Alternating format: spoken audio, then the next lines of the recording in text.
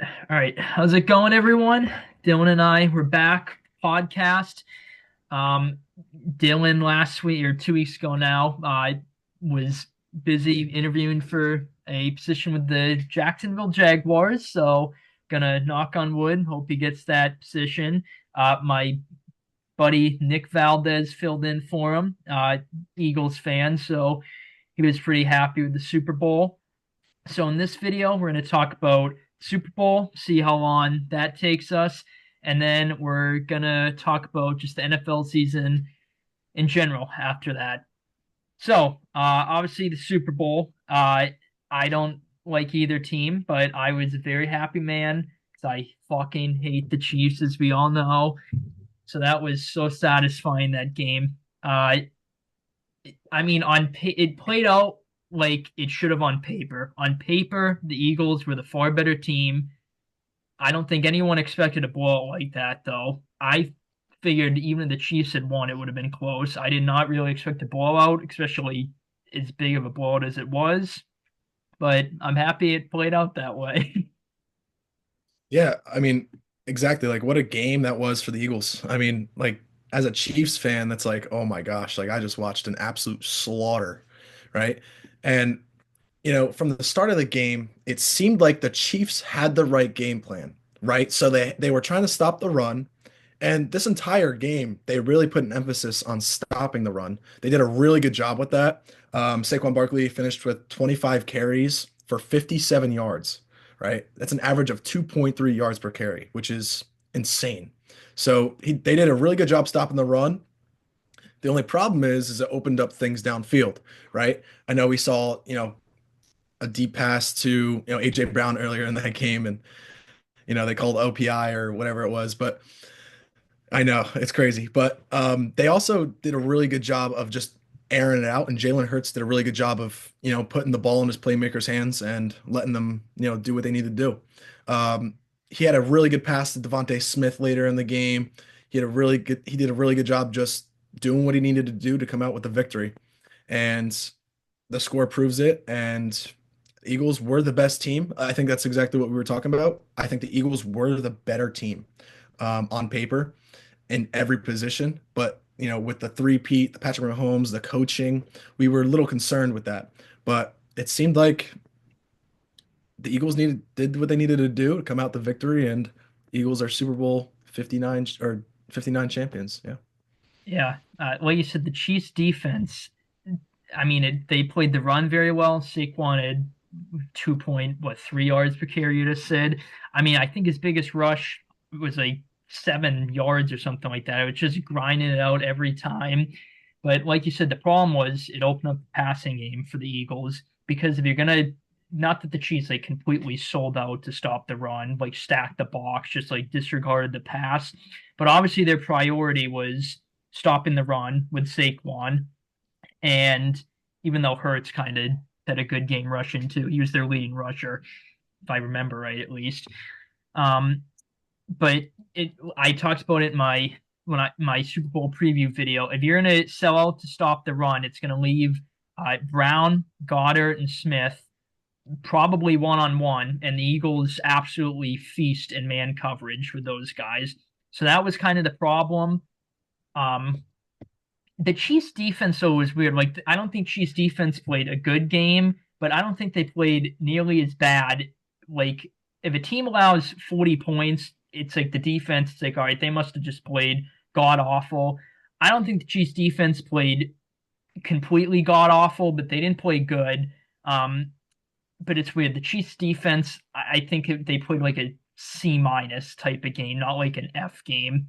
So the Chiefs defense is, I don't know, kind of a weird performance from them. I felt like um, the offense of the Chiefs is obviously the problem, though. I mean, the Chiefs defense was keeping the game tight for a bit. I mean, it was 10-0.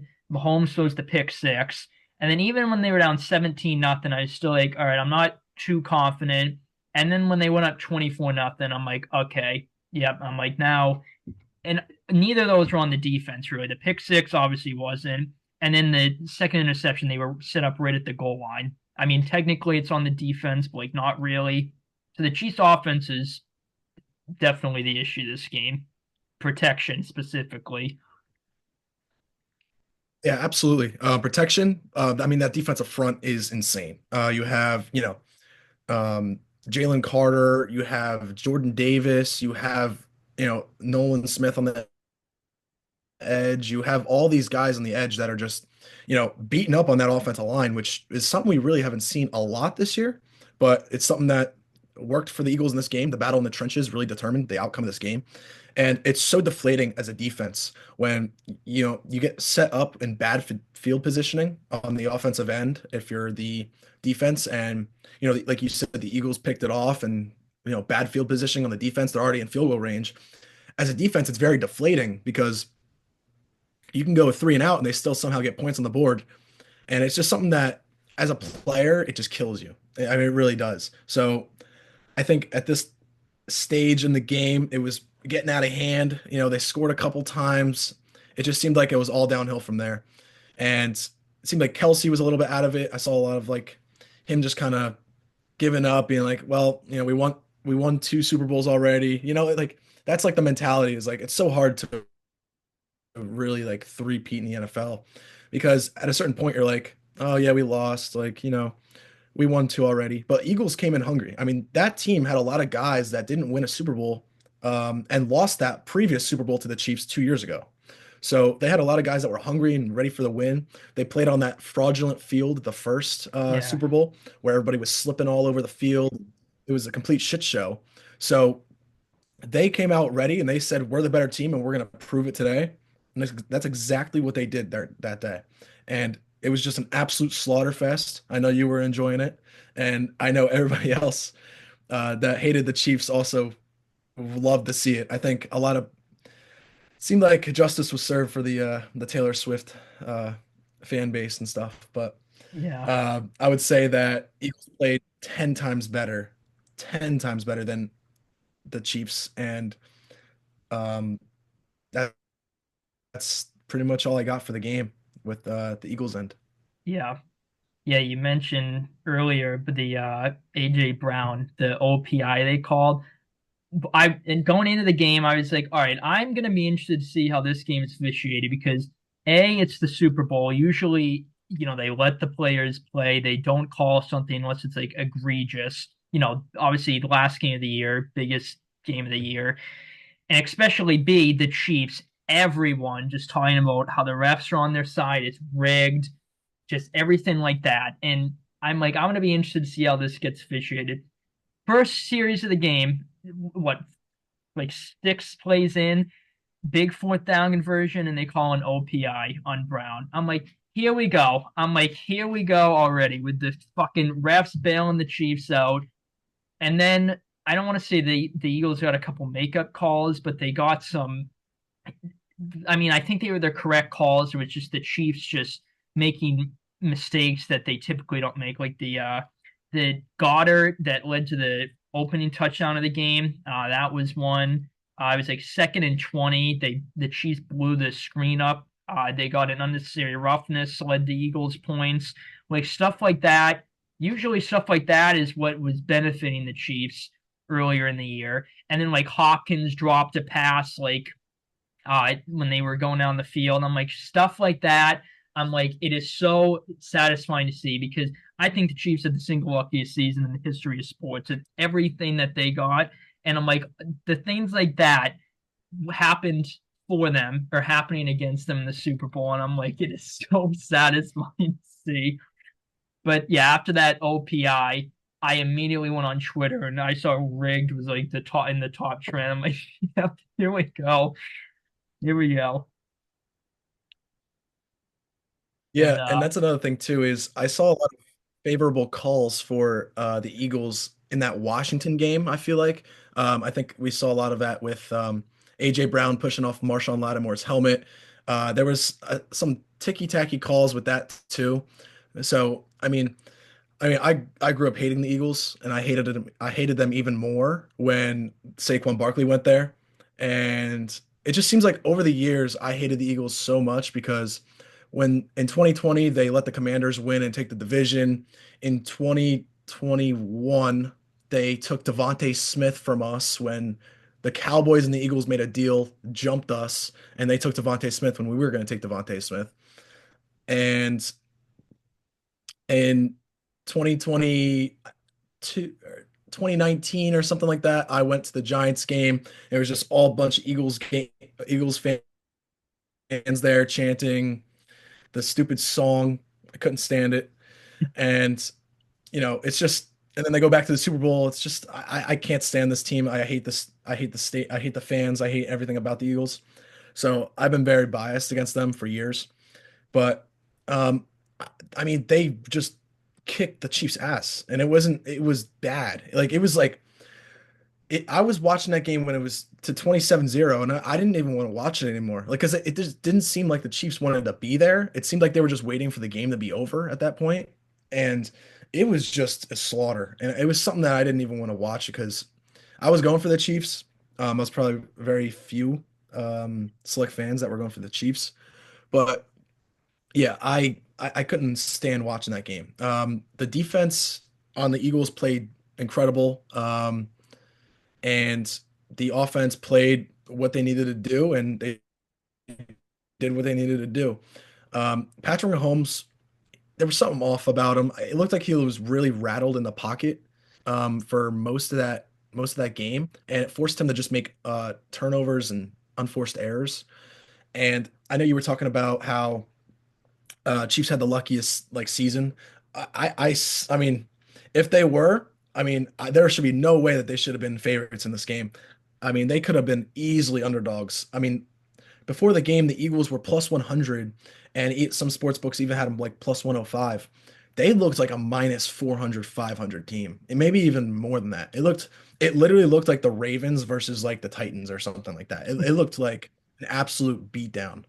So, I mean, I got to give it to the Eagles. They really just kicked their ass, and it's a shame from my end, but it was something crazy that the town of or the city of Philadelphia really just loved with Yeah. that game. Yeah, it was a pretty much a nightmare. Well, going into the game was a nightmare Super Bowl for me for the second time in 3 years. 'Cause I hate the Chiefs. The Eagles are probably my least favorite, or like second least favorite team. I honestly, I think I might like your Giants better than the Eagles now that the Giants aren't good, and it's been, a decent amount of time since the two Super Bowl losses. Um, but yeah, Mahomes. You mentioned Mahomes looked rattled. He Yeah, before, yeah, it was like 6 minutes left in the game, and then he got the two garbage time touchdowns. Of course, that's the one thing from the Super Bowl. He got the two garbage time touchdowns that pad his stats and see like a 95 passer rating and say, oh, Mahomes, like people watch the game, so they realize that it's very misleading. But if you just look at the stats, you're going to be like, oh, Mahomes played a pretty solid game. Before the garbage time stat padding, he was 12 of 22 for 148 yards, one touchdown, two picks, one of them being a pick six. And he had a fumble too, and he had a 52.5 passer rating. And this is the second Super Bowl he's played awful in. The Tampa one he played awful in. His first one against the Niners, he didn't play nearly as bad as he did in the two Super Bowls I talked about. But I don't think he played. He won the MVP because it's Mahomes, but I don't think he played great in that. He had like a 77 passer rating. And even in the first Philly Super Bowl, that was definitely his best Super Bowl, but he had under 200 passing yards, I think. And then against the Niners last year, I don't think he played awful. I don't think he played great. I just think he played like, good enough for them to win. So that's another thing I love coming out of this game is the ridiculous GOAT debates people were having, trying to insert Mahomes in that conversation. At the very first of all, they shouldn't even have been a debate to begin with. And at the very minimum, that is certainly been put on stop for at least a few years. And this is now two Super Bowl blowout losses Mahomes has had. So yeah, I hate both teams, but I was diehard Eagles fan for just that game, and very happy at the result of it. Okay, so I'm going to disagree with you. I'm going to disagree with you. So I think he played very well in that Bucks game. The reason why I think he did is because we saw Tyreek Hill drop a couple passes. We saw a couple blown plays that just were just not on the same page with like the receivers and stuff. That Bucks defense played outstanding with Shaq Barrett, Pierre Paul. They had Vita Vea in the middle still. Like that team was really good on the defensive front. And, and that year, we were talking about how bad the offensive line was for the Chiefs. We're also talking about how like Kelsey was getting older, but Kelsey is still putting up stats and stuff. So we're not worried about that. But that year, that offensive line was awful. And then they went into that year, that draft year, and they drafted Creed Humphrey. They pulled in, I think, Jawan Taylor or something like that from free agency, something along the lines of that. But they really tried to buff up that offensive line after that Super Bowl. So then after that Super Bowl, they won two straight Super Bowls after that, I think, against the Eagles, and then they won against the Niners, right? So after that loss, it seemed like they were really just trying to like produce a team that Mahomes can, be confident in when he's looking down the field. I think that's why they let go of Tyreek Hill during that year because they were just trying to pay guys to address that offensive line. Um, Also, that Chiefs defense was not that good compared to um, the last 2 years that we've seen them play, Yeah. right? So, and we've talked about that. And I will say that the GOAT debate now, Patrick Oh Mahomes has God. made it. Yeah, well, yeah. So I think that the GOAT debate is still up for grabs because the thing is quarterbacks now in today's day and age are asked to do a lot more than what Brady's early era was told to do, right? So back then you wouldn't see quarterbacks throwing for 30, 40, 50 sometimes now pass attempts in the game. You would see a lot more of handing the ball off, time management, defensive front holdings and play action. And that's why, Gronkowski was really good. That's why Edelman was really good. And that's why like these guys back then were highlighted so big because back then the game was a lot different than it was now. Now you get a little bit more analytics with like more percentages of flags being thrown and things like that. The game has changed, and it's for, I guess some people say it's for the bad way and some people say it's for the good way, just because there's more action, more scoring, more all that. But I think that there's still a huge debate for not for because I think everybody knows. I mean, the talent of Mahomes is definitely more than Brady right now. Just of if you look at his raw abilities, I would say Brady probably still has the edge when it comes to like winning and I guess mentality and IQ right now. But Mahomes really is trying to still solidify. I don't think this loss, because everybody said that, the Eagles were still the better team, right? The Eagles were still the better team. It was just coming down to the coaching. I think when it comes down to the Mahomes debate, he still has a long way to go. Okay. I think he's won, what has he won? Three or four Super Bowls already? Yeah, Three? three. Three, right? He still has however long left to win. I mean, was he 28, 29 right now? 28. 20, yeah, he'll be 30 by the time next season starts. Right. So he's still got some time. He's still going to be in his prime. He's going to I mean, he's going to get better. I mean, we see the weapons that he's going to get. We see the guys who want to play for a championship. He's consistently went to the AFC Championship game every year except probably 1 or 2 years. I think it was like 1 year. So it's just the continuation of him just continuing to just pile up wins, pile up, stats, pile up more pass yards, just and all this stuff. I think that he will end up the GOAT by the end of his career. I just think that I think people don't really look at a lot of the fraudulent wins that Brady had because Brady Oh had a lot of boy. fraudulent wins too as well. So when it comes to the Butler stupid end zone catch, the tuck rule, the false pass interference call against the Chiefs when he nicked his helmet a little bit. I think there's some little pinpoint little calls, back in Brady's career too that a lot of people don't look at as, lucky. And Mahomes, I mean, there has been some lucky calls on him, but he's produced and I don't know. There's some ticky-tacky things with Brady as well. So I think so far you're gonna get those superstar calls. I think we see that a lot in sports, but I don't think it's that far off as many people say. I think Mahomes is definitely the second best quarterback of all time. I don't think it's a debate. I think second best quarterback of all time right now is Patrick Mahomes. There should be zero debate about that. Number one, it's a slippery slope.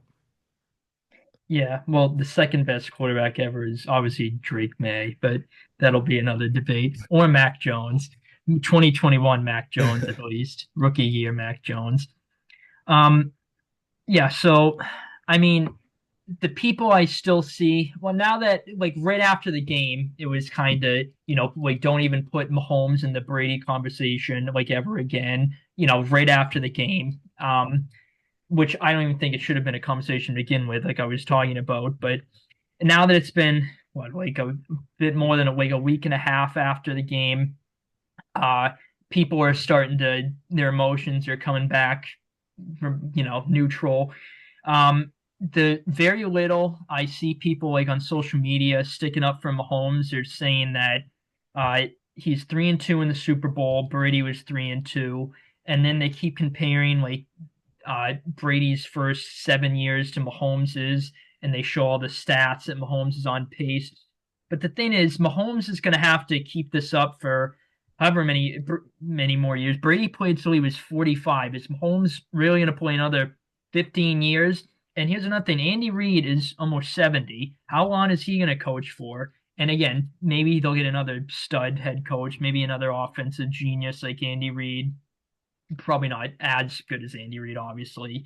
Um, but is Mahomes going to be able to keep playing at this level? I mean, he hasn't, sustained like a major injury that's knocked him out for the season or anything, but he's had, well, I mean, every football player gets injuries, but Mahomes has had, he has his ankle injuries that I think he greatly exaggerates to play the tough guy act like LeBron does a bunch of the time.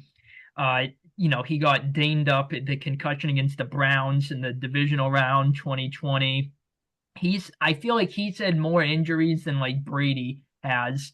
And it feels like he gets hit more than Brady has because Mahomes sometimes has a tendency to hold the ball longer than Brady. So yeah, he's just I don't know. Mahomes is gonna have to keep up his production for another like a long period of time. So that's the big question there. Um, Actually, one thing I will say before I forget, the Eagles' defensive line we were talking about obviously played great. Mahomes has a tendency, at least to me, to like run into sacks. Like he'll step right up in the middle of the pocket and get sacked. And he did that a couple times, and maybe it was because he was just rattled. I don't know, but not to get sidetracked. I just saw that in my notes here, just popped up in my head. But yeah, Yeah, no, yeah, don't worry about that because the thing is too is I think this was the worst Super Bowl we've ever seen from Mahomes, and I don't think it's a debate. This was one of the worst games we've ever seen Patrick Mahomes play in the Super Bowl and probably in any big game in his career. I think this was the worst game, Super Bowl and playoffs we've ever seen Patrick Mahomes play. So, I mean, I don't know. I think it's insane. yeah, kind of like you said. I mentioned I don't think he played off or good in that Bucs Super Bowl. I think he played again. I think I said he played awful, but I honestly think he played worse in this one. Because like you mentioned, there was a lot of drop passes. Like Kelsey dropped a pass early on. His when he was falling to the ground, that pass he kind of I think it was Damian Williams. He hit him like right on the face mask. He dropped it. He had a bunch of drops in that one. So, assuming those get caught, his stats are obviously going to be boosted. If they still would have lost, but his stats have been boosted a little bit. This game, really, I think besides that Hopkins drop, that was like the only thing that wasn't on Mahomes. I just think I'm just very impressed with the Eagles defense. Especially because early on I mentioned the Chiefs defense was kind of keeping the game tight.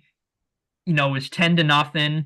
And even though the Eagles were completely dominating when it was 10-0, the Chiefs, literally every one of the Super Bowl wins, at least with Mahomes, they've been down 10-0 and have come back to win the game. They've been down 10-0, and we've seen the script get flipped just like that with Mahomes and company. So I'm like, oh Jesus. And then Hurts, he threw the pick, and I'm like, yep, here we go. Now the Chiefs gonna get into it. And every time the Chiefs defense, made a big stop, um, it was like, all right, here comes the Chiefs offense. Just they couldn't get anything going. So Vic Fangio deserves a ton of credit. I rattled off a bunch of stats, talking about how Mahomes, like statistically, all his numbers are down against Vic Fangio in the past, even though Vic Fangio never beat him. But, you know, on paper, it was the 16th ranked offense, the number one ranked defense, and it played out like that, pretty much. I think it's a simplified way to say it.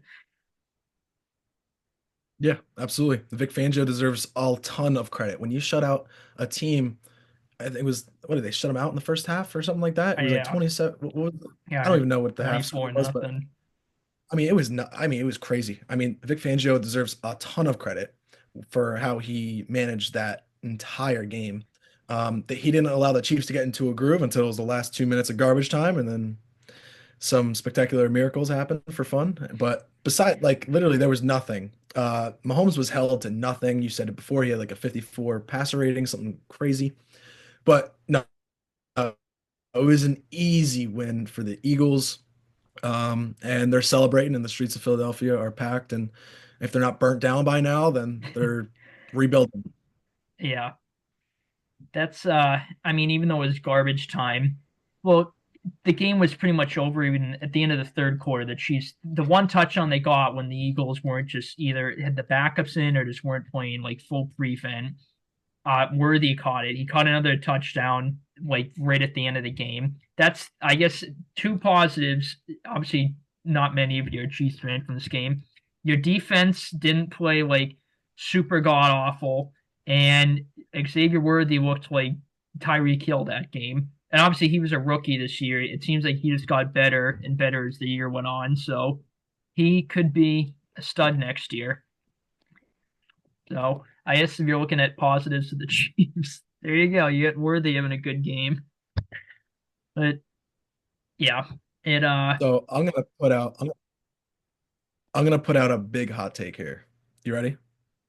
I'm ready. This season, the Chiefs will not make the AFC Championship game next year.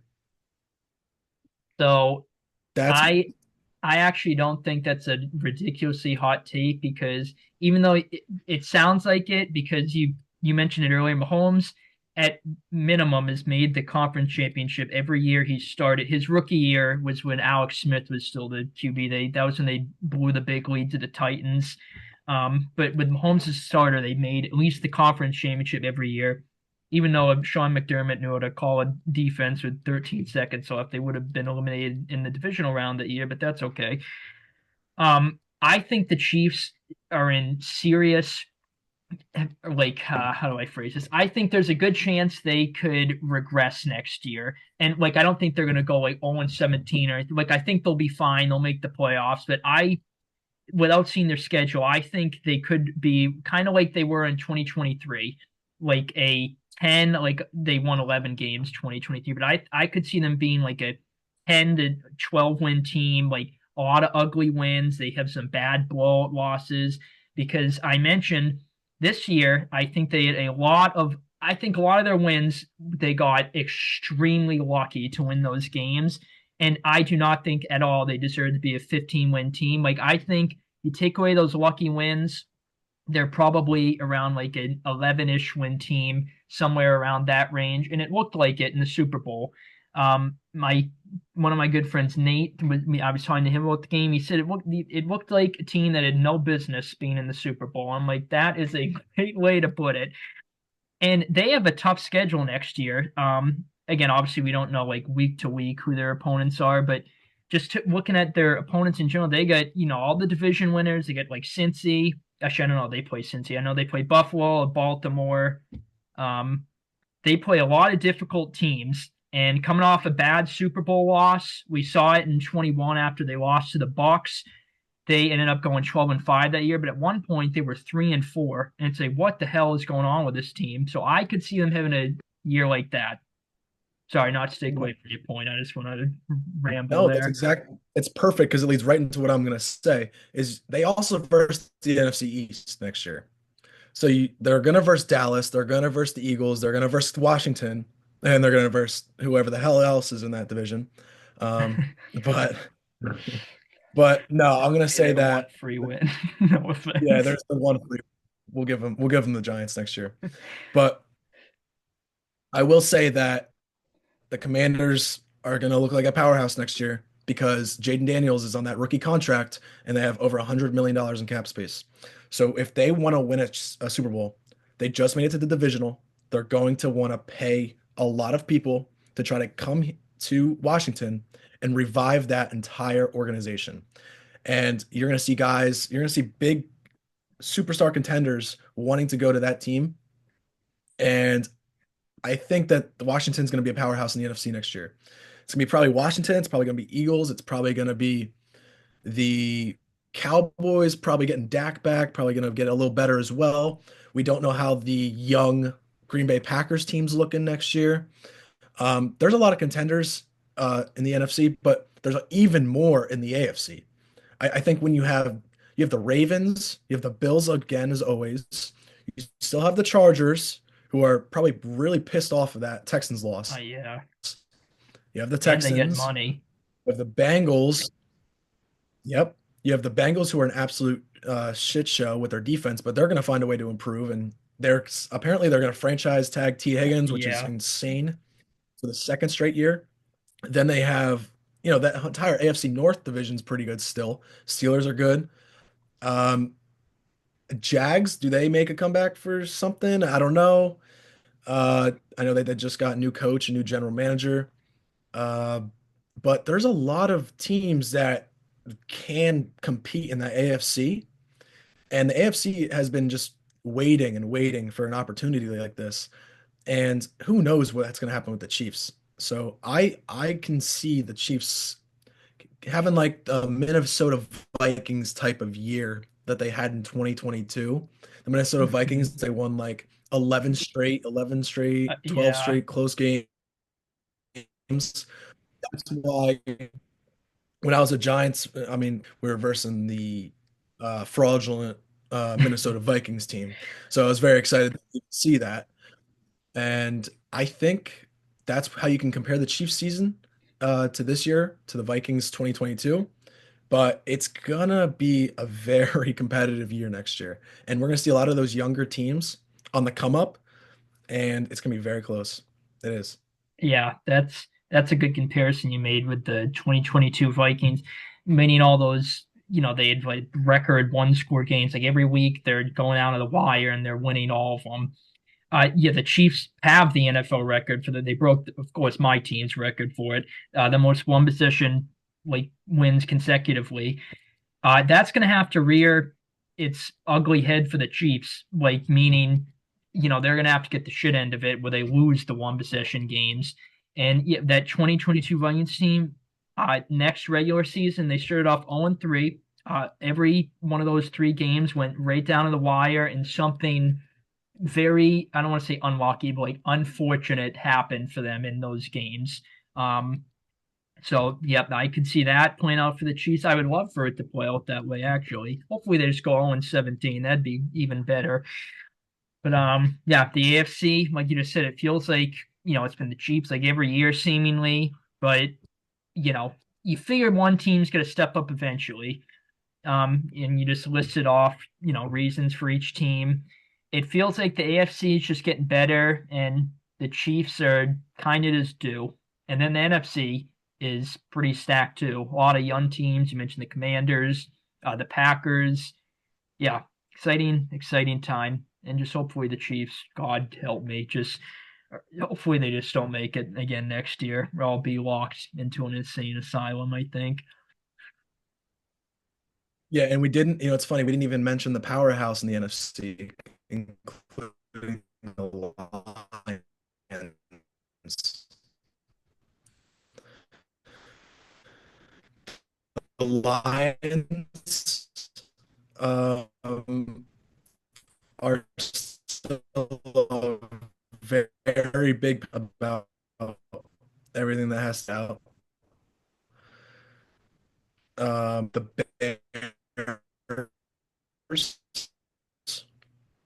come up as well, and I don't know who else. There's some.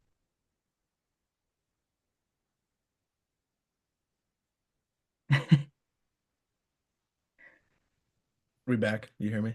Yeah, yeah, but your audio was like glitching out. But I heard Lions and then Bears, and then after that it was like all messed up.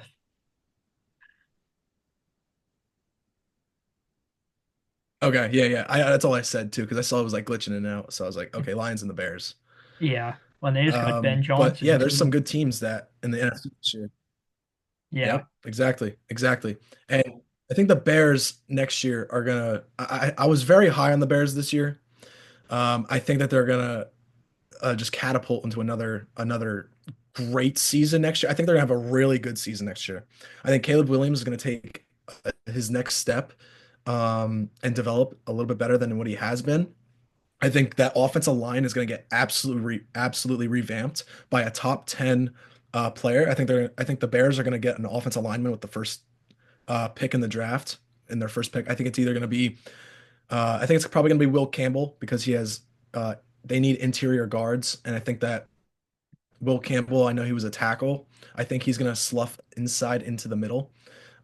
I know a lot of people are talking about Kelvin Banks possibly going to the possibly going to the Bears.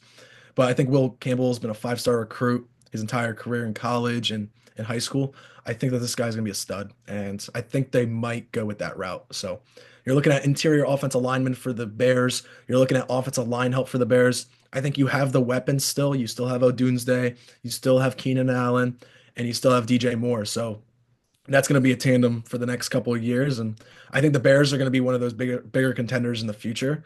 I actually am going to probably choose them to finish second in that division next year. That's my guess. I'm going to go out on a limb. I mean, I know it's really early, but I'm going to make a hot take, and I think that's what's going to happen. yeah. I was worried you were gonna get cut off right at the end. It's We're been gonna on get cut less off. than Yeah, 1 minute for like a yeah. minute now.